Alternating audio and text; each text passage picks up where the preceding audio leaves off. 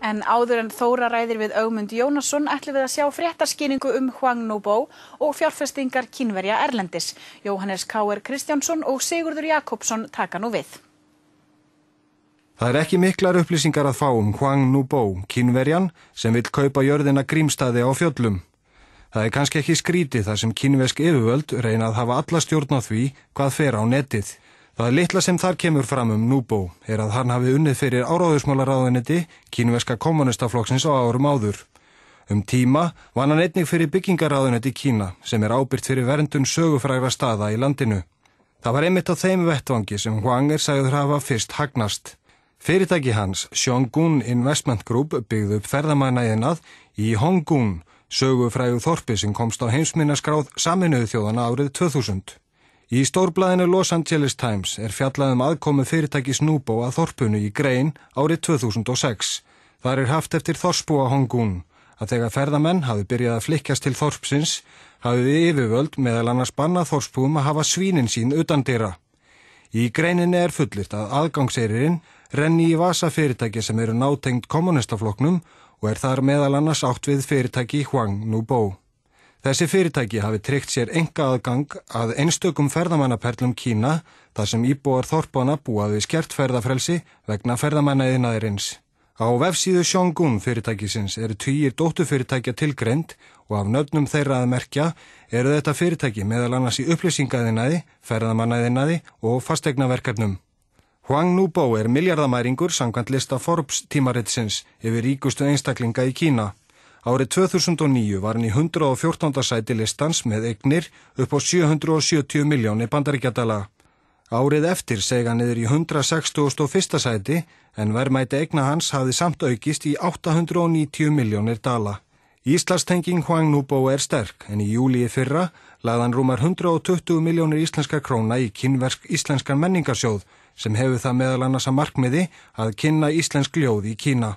Hwang No-bo hefur sagst vilja kaupa 3/4 hluta úr Grímsstaðajörðinni fyrir 1 milljarð króna og fjárfesta á Íslandi fyrir alltaf 20 milljarða með byggingu 300 herbergja lúxushótels á Grímsstöðum og í Reykjavík.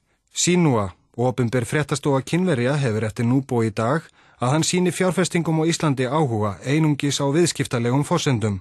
Það sé ekkert annað sem hann hafi í huga. Kínverjar hafi við gífurlegu fjármagni að ráða. Að sögn Jóns Orms Halldórssonar, dósents í viðskiptafræði við Háskólann í Reykjavík, eignir Kínverja í erlendum skuldabréfum 390.000 milljarðar íslenskra króna. Og Kínverjar hafa verið duglegar að kaupa fyrirtæki og jarðnæði víða heim í viðskiptum sem ofta var reynst vera á gráu svæði. Það rétt að hafa það í huga og setja þetta allt í samhengi að heildar eignir Kínverja erlendis af heildar erlendum eignum í heiminum ekki nema rúmlega 1%. Þannig að Kínverjar eiga miklu minni peninga erlendis heldur en Belgíumenn eða Hollendingar eiga erlendis enn sem komið. Þeir hafa fengið talsverða gagnrýni á sig í sambandi við fjárfestingar í Afríku. Af hverju heldur það sé? Það meðal annars vegna þess að hefur verið mikil miðað við fjárfestingu inn í Afríku og líka vegna þess að þeirra flutt með sér bæði mikið af fólki og þeirra flutt með sér heil verkefni sem unnið sjálfur af kínverskum starfsmannum og allt það, þannig innlendir aðilar hefur ekki komið að og síðan margir sem áhyggjur af því að Kínverjar séu að kaupa í rauninni aðgang af náttúruauðlindum Afríku með þessum hætti. Þið ekki að því? Auðvitað hugsun Kínverja tvenns konar, annars vegar það að tryggja sér náttúruauðlindir og við skulum athuga það að til dæmis varðandi málma að Kína notar það bil 40% af allri málmframleiðslu heimsins. Þannig að þetta slíkur risamarkaður er miklu stærri en öll Vesturlöndin samans. Nú hefur maður verið að lesa fréttagreinar rannsóknarblaðamanna víða heiminn sem hafa verið mitt að fara í gegnum kaup Kínverja á fyrirtækjum eða landi hingað og þangað og það virðist alltaf eitthvað drull að koma upp. Af hverju heldur það sé? Fjárfestingar Kínverja á vegum ríkisins og vegum fyrirtækja sem stundum tiltölulega mjög ógreinilegt hver á. Yfirleitt á ríki hlutaði með jafnvel all fyrirtækin. Þetta oft á tíðum dálítið ógreinilegt allt saman og dálítið svona lítið gagnsætt. Það eitt. Annað að þetta nýtt og þegar nefnir það að Kínverjar eru tiltölulega lítill fjárfestir í heiminum borið saman við ríkja Vesturlöndum. Það hafa verið mjög mikil aukning á undanförnu. Kínverska hagkerfið eru öðruvísi heldur en vestræn hagkerfi og það hringir alls konar viðvörunarbjöllum og það verða til svona samsæriskenningar þetta sem ég held að veruleyti séu óþarfar. Kínverjar eru gagnrýndir víða heim fyrir gróf mannréttindabrot. Kommunistaflokkurinn hefur öll völd í landinu og setur fjöldi fólks í fangelsi þar í landi vegna skoðana sinna. Kínverjar, stærsta iðnaðarveldi í heiminum, hafa einnig verið sakaðir að stunda iðnaðarnjósnir, meðal annars á Íslandi. Það kom fram í sendiráðsskjölum Wikileaks síðasta vetur, en í skjölum bandaríska sendiráðsins á Íslandi segir að Kínverjar séu taldir stunda iðnnjósnir á Íslandi sem beinast að rannsóknum fyrirtækja á sviði erfðagreiningar og læknisfræði. Hvernig hafa fjárfestingar Kínverja verið á Norðurlöndum? Það eru tiltölulega litlar. Þeir hafa fjárfest í Elkan til dæmis í Noregi og þar eru þeir fyrst og fremst að kaupa sér tækni til framleiðslu á sólarorku. Aðra fjárfestingar eru tiltölulega litlar en það eru ýmsar hugmyndir í gangi og sömuleiðis með Eystrasaltslöndum og ég heldur í flest lönd í heiminum eru að reyna að laða til sín kínverskar fjárfestingar og þó menn hafa ákveðnar áhyggjur af því hvernig þessum fjárfestingum er stundum hagað þá held ég sé ekki almennar áhyggjur af því að Kína sé að kaupa heiminn því að raunar er þannig að það koma meiri fjárfestingar til Kína heldur en fara frá Kína þannig menn eru þá frekar að kaupa Kína heldur en Kína að kaupa heiminn og sömuleiðis fjölmörg lönd sem fjárfesta miklu meira en Kínverjar erlendis. Samskipti Íslands og Kína undanfarna 2 áratugi hafa verið mjög góð.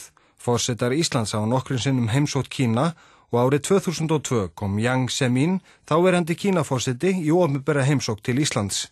Sú heimsókn vakti ekki hvað síst athygli fyrir þær sakir hvernig íslensk stjórnvöld tóku á meðlimum Falun Gong hreyfingarinnar, en fólki úr hreyfingunni var meðal annars vísað úr landi og lokað inn í barnaskóla í Njarðvíkum á meðan heimsókn forsetan stóð.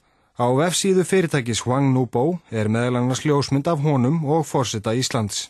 Viðskipti Íslendinga og Kínverja eru talsverð en íslensk fyrirtæki hafa árabil rennt hýru auga til þessa gríðastóra markaðars og sum hafa náð fótfestu.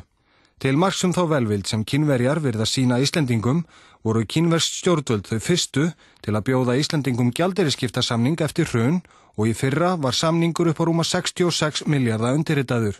Björgólfur Thor Björgólfsson fann fyrir velvild Kínverja árið 2007 þegar fyrirtæki hans Novator fékk lán upp á 640 milljónir evra frá kínverskum banka.